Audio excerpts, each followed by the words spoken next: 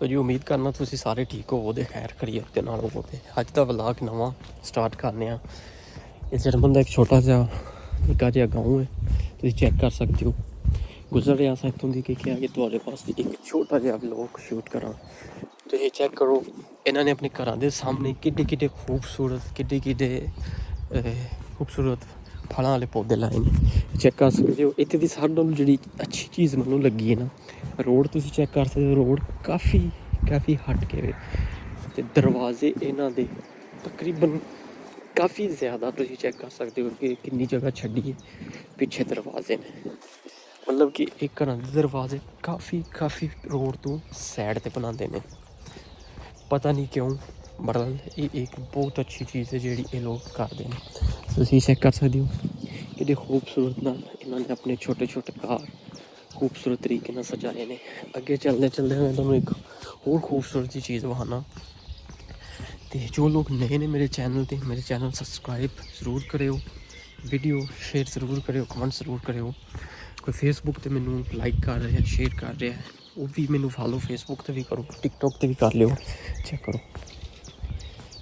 तो एक और बहुत जी अच्छी चीज़ मैं नज़र आई है। तकरीबन अज तरीक है 6 तरीक है तो 7वां महीना है। तुसी चेक कर लो कि काफ़ी ज़्यादा ठंड है। जर्मनी के विच मौसम बहुत ठंडा है ना। चेक करो, तुसी चेक करते जाओ। टोटल सेबां की तरह तो सेब फुल लगे हैं। तो अब यहाँ पे आप भी देख सकते हैं तकरीबन आगे एक पार्क शुरू हो जानी है। मतलब कि तुसी साइडां देख सकते हो कि खूबसूरत लोगों ने घर बनाए हैं। मतलब कि एक वीरान जगह इत्थे कि लोगों ने देख लो इत्थे भी कि खूबसूरत तरीके नाल अपना सारा घाह कट्टिया। उस तो बाद लकड़ां तुसी बहुत ज़्यादा देख रहे हो इत्थे। लकड़ां सर्दियों के विच लोग बालते हैं। चेक कर सकते हो लोगों ने खूबसूरत व्यू नू चेक करने वास्ते बैठने की जगह बनाई है। तो चेक कर सकते हो टोटल जंगल है। जंगल के विचों दी गुजर रहे हैं, टोटल जंगल के विचों दी गुजर रहे हैं। अगे जाके मेरी पार्क शुरू हो जानी है। तो मैं सिर्फ तुहानू लोगों को विखाने वास्ते कि इत्थे लोगों का रहन सहन छोटा गाँव है। तो छोटे गाँव के विच तकरीबन इत्थे एक बहुत वड्डी पार्क है जिसके 4000 3000 बंदा हर रोज़ आता है। तो मेरा इत्थों अक्सर गुजरना मैं सोचा कि अज आप थोड़े वास्ते कि छोटा जिहा व्लॉग शूट करा कि तुहानू भी थोड़ी जी सैर करा। हूँ इतने चेक कर सकते जंगल के शुरू हो गया इन्हें हर जगह पर मतलब कि मुख्तलिफ राह बनाए हैं। इस राह से मैं अगे कभी नहीं गुजरिया तकरीबन, क्योंकि मेरे दूसरे रस्ते से मैं गुजर रहा था। किसी बंदे को कह शार्टकट रस्ता है, तुम इस रस्ते भी जा सकते हो। तो एक और बड़ी मज़ेदार चीज़ मैं तुम्हें विखाना। मतलब कि अज तू तकरीबन इतने काफ़ी अर्सा पहले तो अगे छोटा जिहा पुल बनया। पुल की उत्ती थल्ले सैड पर एक छोटी सैकल पड़ी है। वो सैकल में कोई नहीं चुक सकता। जंगल है तकरीबन मैनू भी वेखते उस सैकल 6 तो 7 महीने हो गए हैं। तो मैनू नहीं लगता कि 6 7 महीने तो इतने काफ़ी अरसा पहले किसी ने सैकल छड्ड दी इतने बैठे ही कोई बंदा इन्हू चोरी नहीं कर सकता। ईमानदारी तुम चेक कर सकते हो इन्होंने लोगों की कितनी ज़्यादा है। एक और चीज़ जी अक्सर मैं कोशिश करना बनाने वास्ते लोगों को विखाने वास्ते चेक कर सकते हो एक घोंसला बनाया इन्होंने ना, लेकिन चिड़ियाँ इतने आके रह सकन।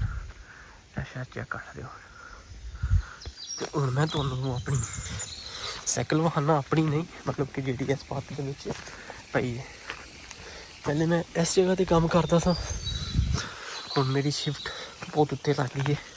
ये तुम चेक कर सकते हो ये सैकल काफ़ी अरसे तो इंज दी इंज पई है।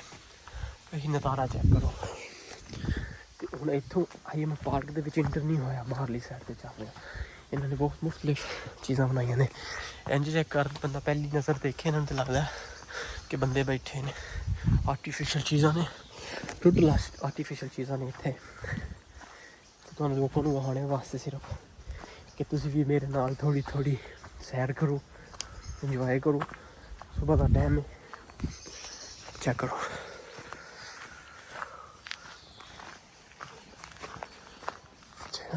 मैं आर्टिफिशियल डायनासोर्स की वीडियो आना, उस तो बाद इस व्लॉग को करने बंद।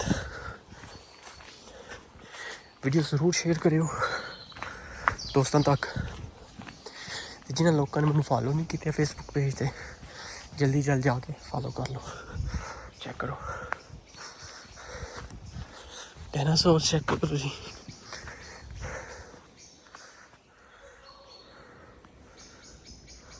डायनासोर चेक करो। जो अपने पुरानी इजाज़त, लेकिन नवे भी लोग में अपना ख्याल रखियो, दुआओं से याद रखियो। रब सुनने दे वाले।